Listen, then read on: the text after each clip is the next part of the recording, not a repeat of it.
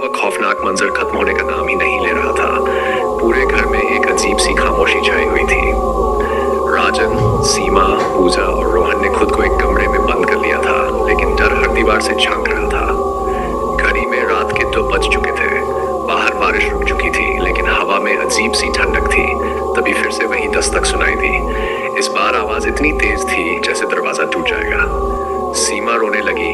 ये कोई इंसान नहीं हो सकता, ये कुछ और है। हमें इस घर से चले जाना चाहिए। राजन ने उसे शांत करने की कोशिश की, लेकिन खुद उसकी भी हिम्मत जवाब दे रही थी।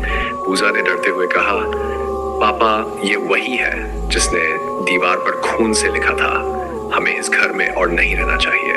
राजन ने टॉर्च उठाई और दरवाजे के पास गया। इस बार दस्तक के साथ किसी के खुरचने की आवाज भी आ रही थी, जैसे कोई दरवाजा फाड़ने की कोशिश कर रहा हो। उसने जैसे ही जिरी से बाहर देखा, एक खौफनाक चेहरा उसकी आंखों के सामने आ गया। गड्ढों जैसी आंखें, सड़ा गला चेहरा और मांस की जगह सिर्फ हड्डियां। राजन के हाथ से टॉर्च गिर गई और वह पीछे हट गया। अंदर का माहौल और डरावना हो गया। तभी रोहन ने कहा, पापा, मैंने किसी को अपनी खिड़की के पास चलते हुए देखा। खिड़की बंद है ना? राजन ने पूछा। रोहन ने जवाब दिया, वो खिड़की के अंदर आ चुका है। राजन और सीमा घबराकर रोहन के पास गए, तभी पूजा चिल्लाई, माँ देखो, दीवार पर फिर से खून से लिखा जा रहा है। दीवार पर लिखा था, ये दस्तक आखिरी नहीं है, अगली दस्तक पर सब खत्म होगा। पुराने रहस्य का पर्दाफाश।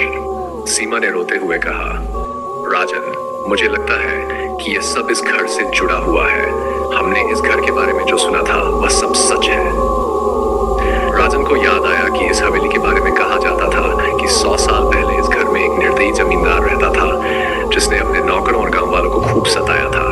एक दिन गांव वालों ने उसे और उसके परिवार को जिंदा जला दिया था।